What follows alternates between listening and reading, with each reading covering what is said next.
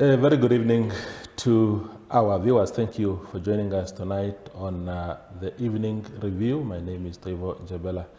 We are coming to you this time from Ongwediva, where tonight we are speaking to Tangi Mike Tshilongo. He is a spokesperson for a designation committee that has been agitating around issues of traditional leadership of the Uukwambi Traditional Authority.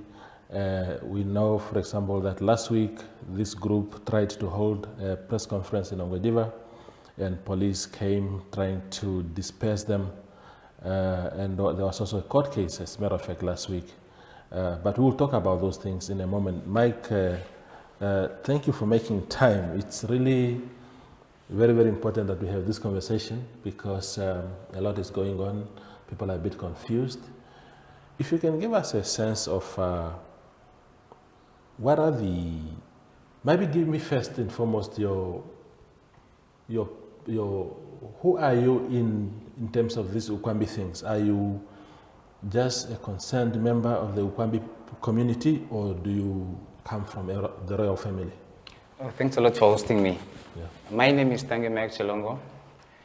I'm the third son of Mr. Vilho Tshilongo, Ndilimanini, who is a local historian. Okay. I'm part and parcel of Uukwambi traditional community.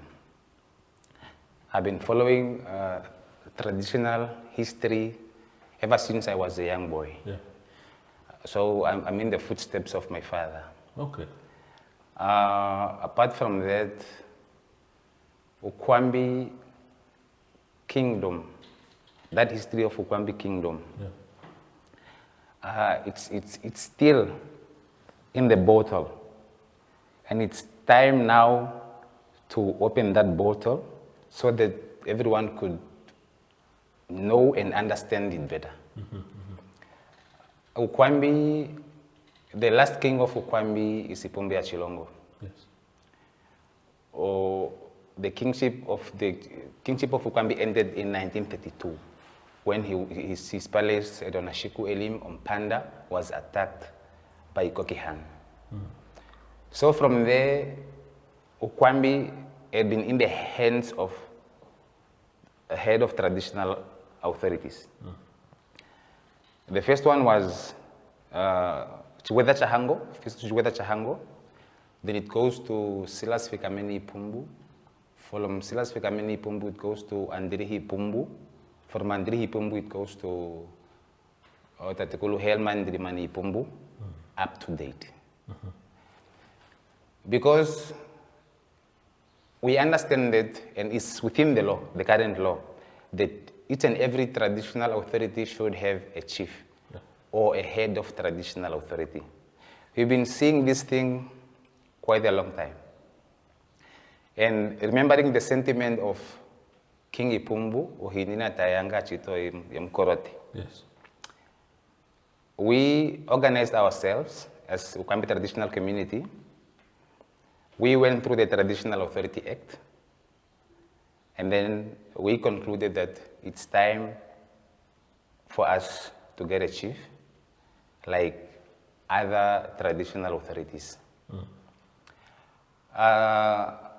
We understand that traditionally, our Ambo society, including Uukwambi, they should follow matrilineal lineage of inheritance. This means the leadership, the properties, goes down to the mother's line. So historically, the chieftaincy should come from the matrilineal lineage. Mm. But now what we have in Uukwambi, Tatekulu is not from that line. Mm-hmm, mm-hmm. It's from the paternal line. But according to Section 4, subsection 1A, it stipulates that chief or head of traditional authority should come from the royal family, mm-hmm, period. Then you move to B. B states that if there is no royal family within that traditional community, one member from the traditional community should be the head of traditional authority. Mm. So that is the law. So what we are doing is, we are advocating for the designation of our chief or the head of traditional authority. So those positions are now vacant as we speak. They're vacant.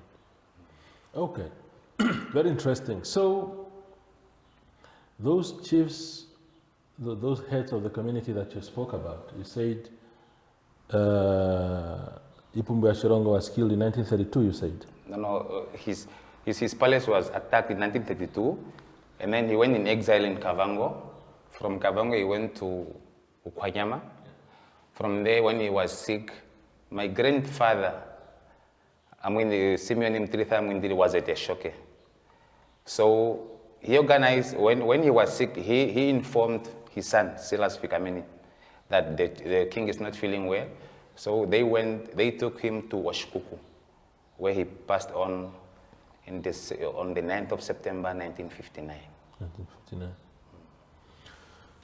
So while he was away, those leaders that you listed, so they served as leaders of the community while he was in exile, if you like, from Uukwambi. Is that, or this only happened after he died? No, this happens from 1932. So the colonial administration puts this leadership now. That is not part of the royal family even. Yeah, that was the plans of the colonial leadership, colonial administration. Do you consider them puppets, that they were puppets planted there by the colonial regime to? Precisely the same line is the puppets line, up to date. Because I remember I read history very well.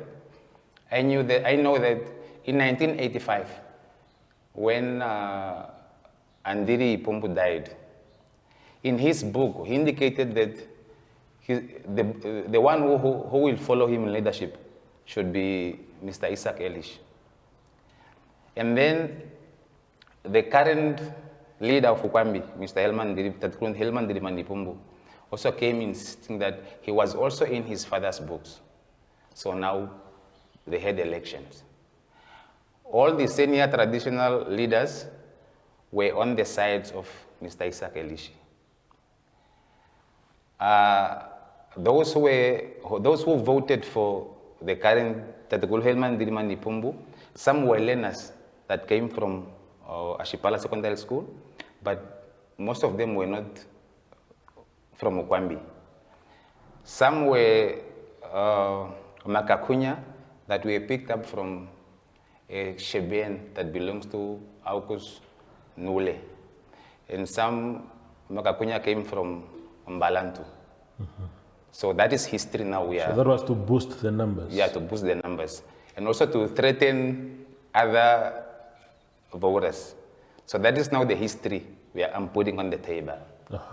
So I'm not even shocked for Ndilimani to reveal that he was voted by the nation, but not by the royal family. I see. Okay. So the act, the Traditional Authorities Act that you referred to, those provisions that you were talking about, they don't seem to be, unless you can correct me, they don't seem to be referring to any matrilineal lineage. Yes. Or that is not in the Act, or are you saying the Act says what it says, but then as a community you have your traditions, and according to your traditions it has to come from the mother's side of the family? Matrilineal lineage is part and parcel of the customary law of Awambo. Yeah. So they want us to be subject to the law, but they are not following it. So this is quite confusing. Yeah. So reasons why we are pushing it to the next level. Let me see if I understand you correctly. So you're saying that Herman Ndilimani Iipumbu is not from the royal family, but I thought earlier you said that he is from the paternal side of the family. So his father, King Iipumbu, his father Silas Fikameni Iipumbu is the son of King Iipumbu. And so that is paternal side, which is not being entertained by the law. So we are even surprised, we don't know how the government recognized him as a chief. If the law is clear, but he is being recognized as a chief. The the Traditional Authorities Act is of which year? 2000. 2000. And he's insisting that, no, it's written that he was recognized by the government in 1991. Yeah. Have you, as this group, have you engaged him? Have you, or are you just speaking from a distance? Maybe the man is willing to listen, but maybe you haven't given him an opportunity. So the law stipulates that the Uukwambi traditional community, if they need a chief or head of traditional authority, they should inform the traditional council. So as we speak, Uukwambi does not have a chief council because we don't have a chief. It should have the traditional council. But even though we should have traditional council, we still don't have a head of traditional authority because he's not part and parcel of the royal family. So what we are seeing the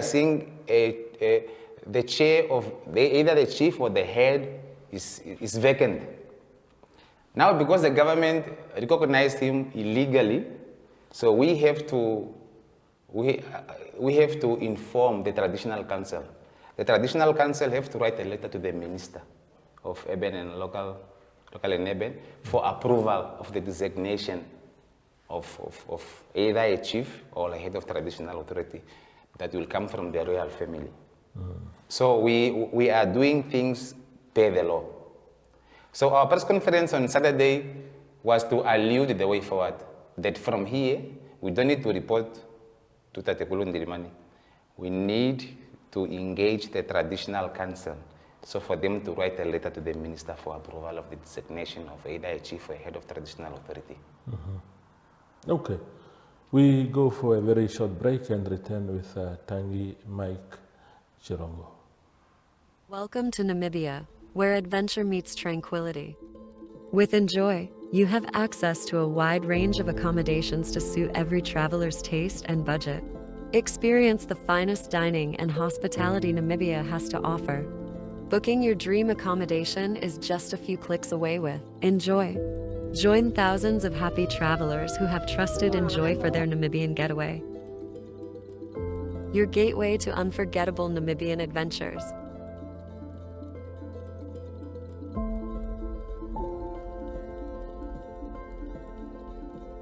Visit us today at enjoy.my.na.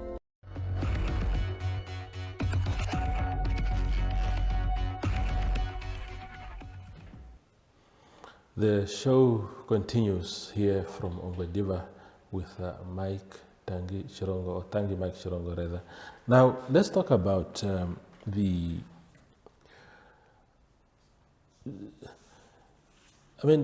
you see this issue, I don't know, how long has it been coming? Because Uukwambi for me has been one of the most stable communities, silent communities.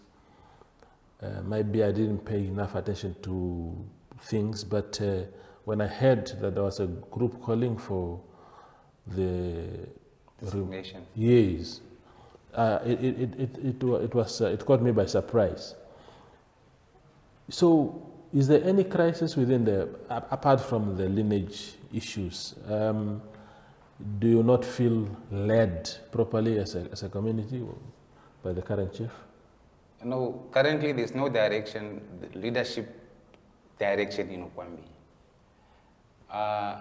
I'm saying this because even the customary law of Uukwambi that's supposed to lead the Uukwambi traditional community.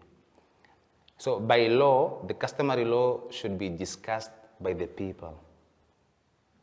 And it should be enforced each and every 5 years. But the current customary law we have It's of 2006, from 1950 to 2006. So they are imposing it on the people without people having a say. We did not even commemorate any day for our kings.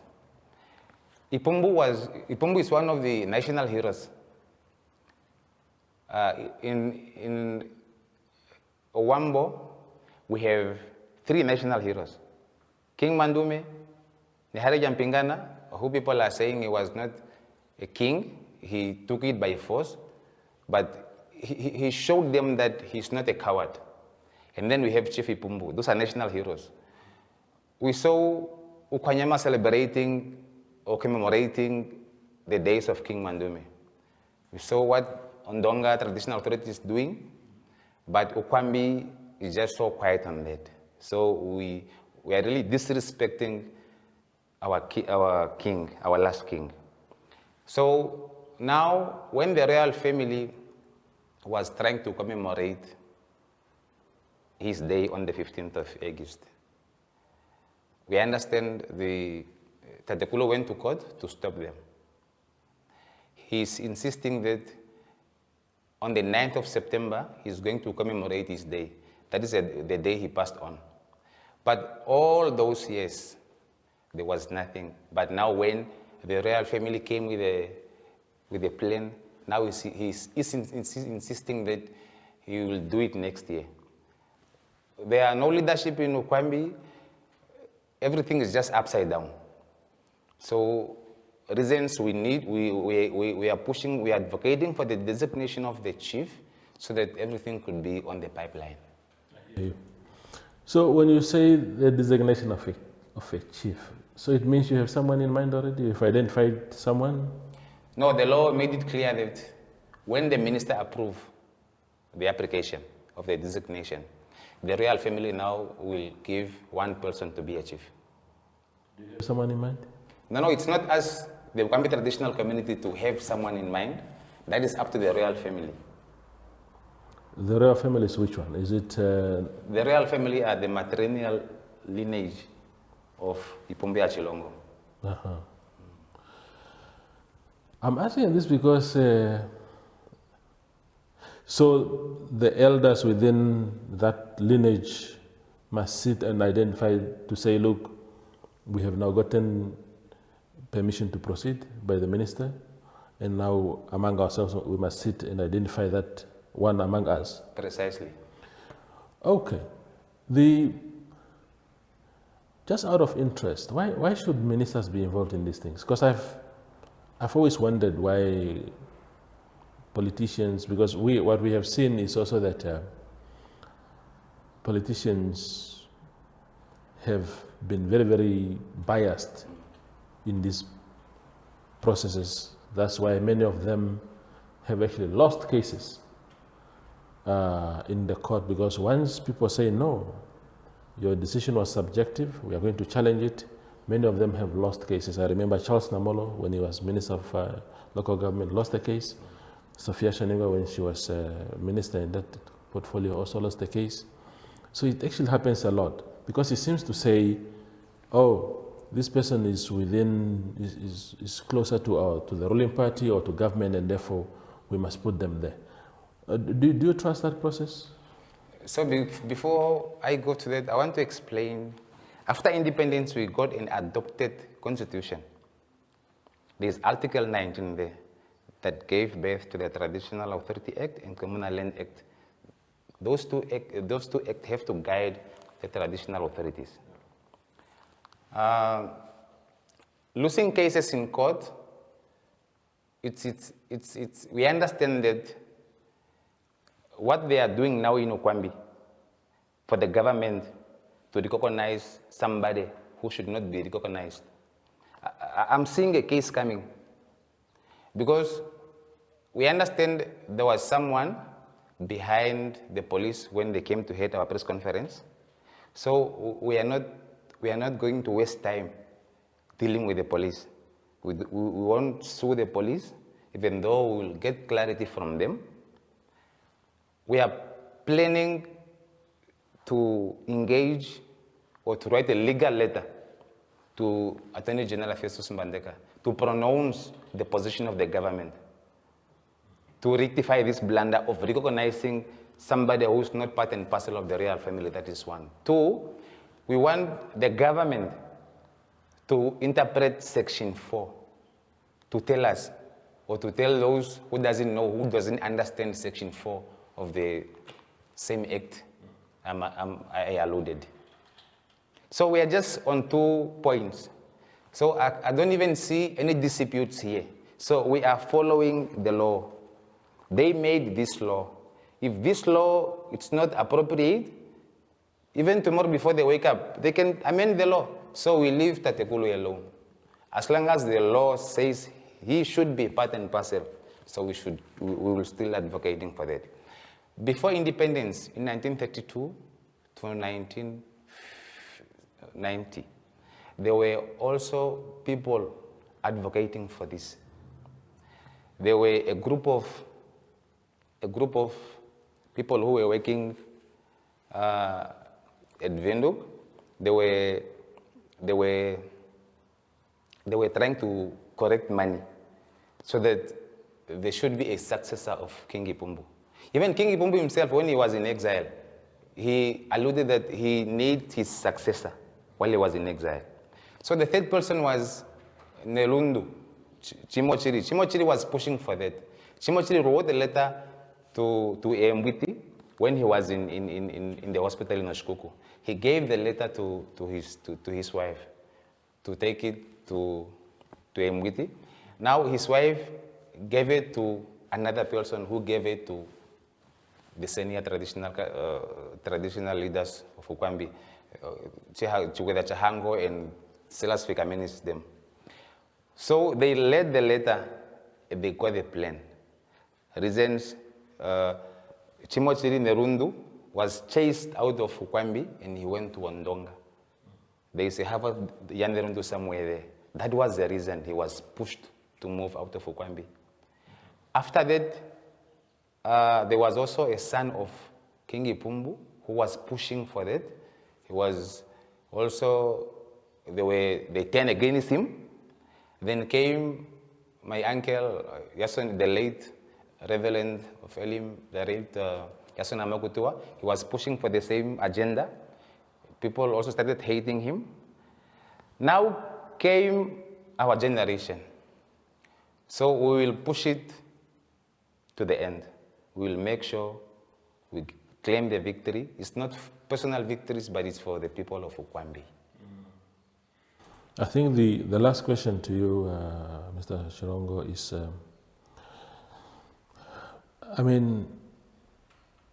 so essentially what you're saying is that the current chief, who has carried the Uukwambi community for 33 years, must just... It's more than that because it's from 1985. Okay. Oh, okay. No, I thought he also the recognition is the one that came in 1991. 1991, yeah. But he was already in that position. So even longer. Yeah. So how can you just say the men must just leave? How do you just leave? I think okay. I read that in the newspapers. The media should stop putting the words into my mouth. This was the statement I supposed to read in the press conference. I gave them this statement. There was no a single paragraph that alluded that he should leave, and we are also part and parcel of the royal family. So what must happen to him? He's already in that position. I thought you were advocating for the designation of we've run out of time, but yeah, I just want we to... are advocating for the designation of a chief or head of traditional authority because that position is vacant, according to the law.